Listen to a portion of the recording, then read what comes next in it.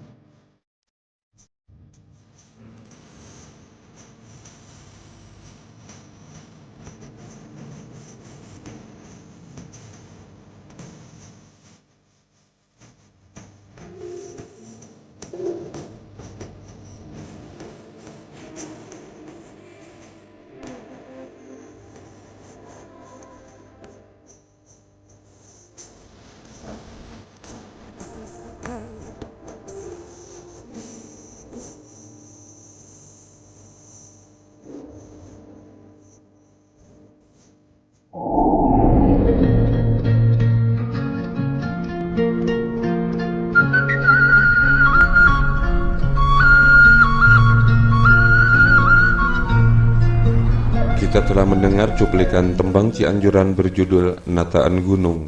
Lagu ini diciptakan oleh Adipati R.A.A. Kusumaninggerat atau dalam Pancaniti, Bupati Cianjur yang menjabat tahun 1834 hingga 1862. Rompaka atau lirik lagu ini gubahan dari kisah Monding Laya di Kusuma, sebuah naskah kuno Sunda Geluh Pajajaran.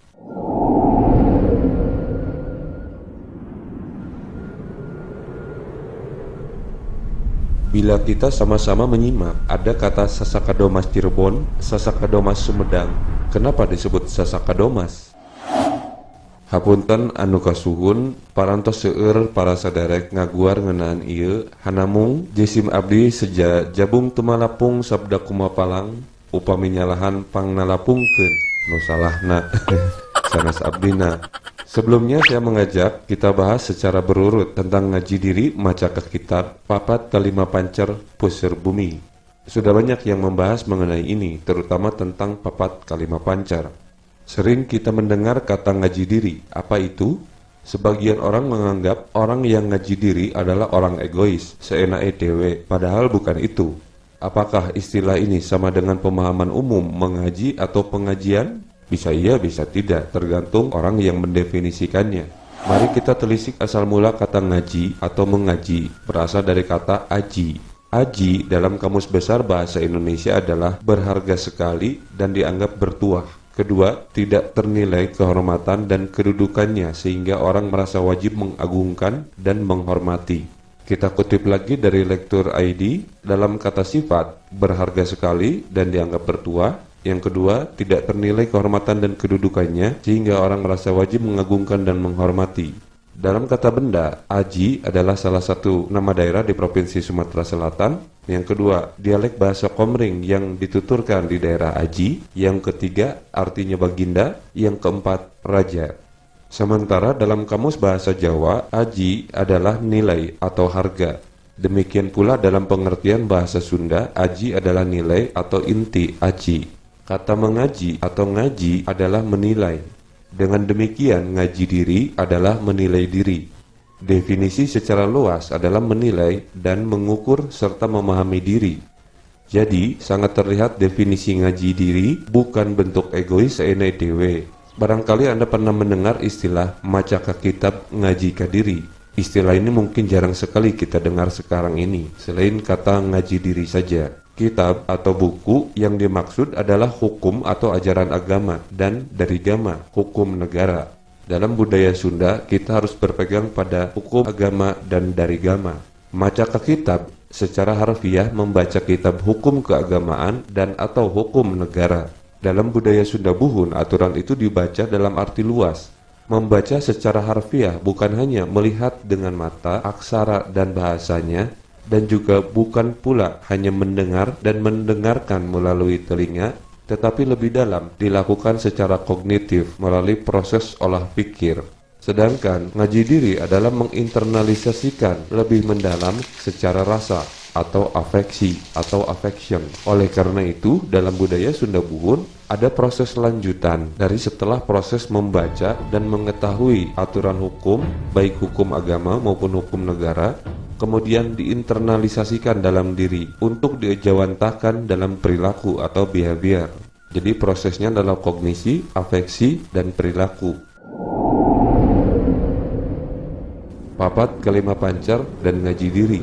Sejak zaman dulu, masyarakat dan spiritual Jawa meyakini bahwa setiap manusia mempunyai saudara-saudara halus yang mendampinginya. Mereka tidak kelihatan oleh mata biasa. Mereka tergolong sebagai roh-roh halus. Saudara-saudara halus ini banyak yang menyebutnya dengan istilah saudara kembar atau disebut juga roh sedulur papat. Manusia diciptakan dilahirkan tidak sendirian. Roh sedulur papat adalah yang diberikan kepada manusia sebagai pendampingnya. Banyak sebutan yang diberikan seperti kakang kawah, adi ari-ari, getih, dan pusar. Sedangkan kita sendiri disebut pancer. Sedulur yang ada di sisi timur disebut Tirtanata, di utara disebut Warudijaya, di selatan disebut Purbangkara, dan di barat disebut Sinotobrata. Sedangkan pancar adalah diri sendiri atau hati nurani. Ada juga yang menamakannya Watman, Wahman, Rahman, dan Ariman. Konon, seseorang yang telah mampu menggali potensi sedulur papat kelima pancar akan menjadi seseorang yang sukses seutuhnya. Pada tingkat kesadaran tertentu, orang tersebut akan dipercaya dapat mencapai kesaktian yang supranatural. Dalam persepsi moralitas dan spiritualitas, orang yang memiliki kesadaran sedulur papat kelima pancar dapat dimaknai sebagai orang yang memiliki etika tinggi. Etika mencakup seluruh aspek kehidupan manusia dalam berbagai hubungan dan perannya dalam masyarakat, dalam keluarga, pekerjaan, pendidikan, kerohanian, kesehatan, maupun hubungan-hubungan sosial lainnya. Dalam kajian modern dikenal konsep diri dalam psikologi komunikasi. Anda bisa membaca buku ini. Di sana ada tentang bahasan konsep diri, persepsi terhadap diri, dan lain-lain. Dalam bahasa Sunda, diri atau saya atau aku disebut kuring. Dalam diri terdapat jirim dan jisim. Jirim adalah tubuh fisik yang disebut juga sebagai waruga, carangka atau kurungan. Sedangkan jisim adalah sosok personal bersifat jiwa atau rohani, yaitu hati nurani. Wujud atau waruga manusia adalah saripati atau acining, air, api, angin, bumi.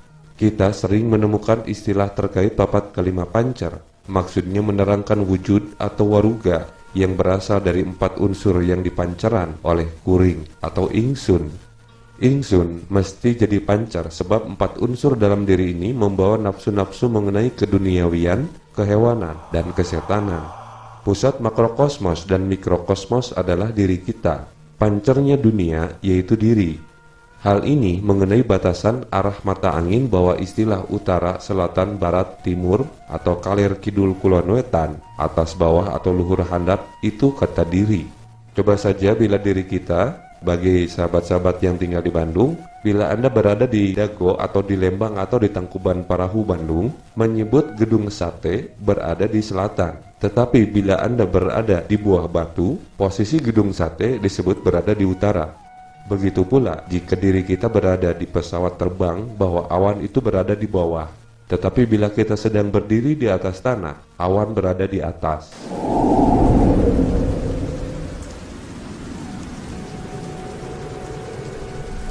Dalam tembang Netan Gunung tadi menyebutkan bahwa Gunung Galunggung di belakang, Gunung Sumedang di depan, dan Cirebon di timur. Dari mana pemosisian wilayah itu sebagai belakang, depan, dan timur tadi? Ya, dari posisi orang yang berujar. Sebab bagi orang yang berada di Tegal, Cirebon berada di barat, dan Sumedang di selatan menurut orang yang berada di Subang. Jadi, diri disebut sebagai pancarnya dunia menurut dirinya masing-masing. Dapat dimengerti bila saudara kita di Kanekes atau Baduy menyebut pancarnya dunia berada di Kanekes. Sebab di Kanekes ada wewengkon nu nyilipkeun pengertian diri manusia yang disebut Sasakadomas. Di Sasakadomas Kanekes itu disebut pusatnya atau tiangnya bumi. Jadi kita bisa memahami rumpaka dalam lagu Nataan Gunung tadi, Sasakadomas Cirebon, Sasakadomas Sumedang, dan juga jangan lupa ada Sasakadomas di wilayah lain yang menurut naskah Sunda kuno terdapat 800 kabuyutan atau 800 Sasakadomas. Salah satu Sasakadomas telah tenggelam di Bendungan Jati Gede, Sumedang. Pusar bumi atau yang biasa dikenal dengan sebutan bahasa Jawa Wedelemah atau Wedelumoh ada di beberapa tempat, diantaranya di atas puncak Gunung Jati, Cirebon, ada juga di puncak Gunung Tidar, Magelang, Jawa Tengah,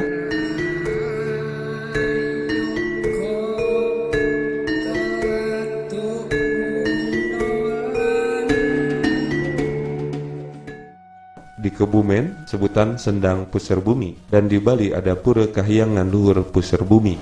Dalam diri ada tubuh fisik yaitu jirim atau waruga atau carangka atau kurungan. Carangka teh sami hartosna sareng kurung atanapi waruga atanapi diresakujur.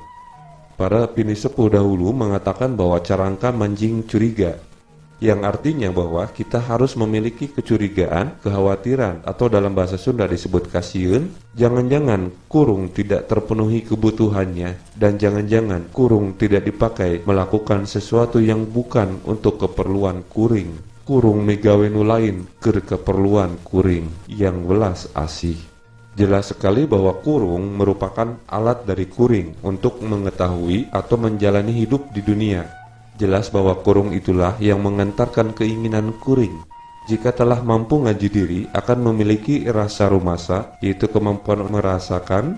Jadi apabila kita merasa tidak enak terhadap sesuatu, janganlah dilakukan itu untuk orang lain.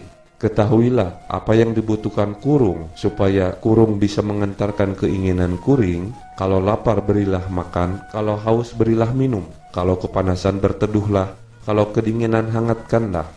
Karena sesungguhnya kurunglah yang mengerjakannya, namun memang harus diketahui dan disayangi oleh kuring atau ingsun.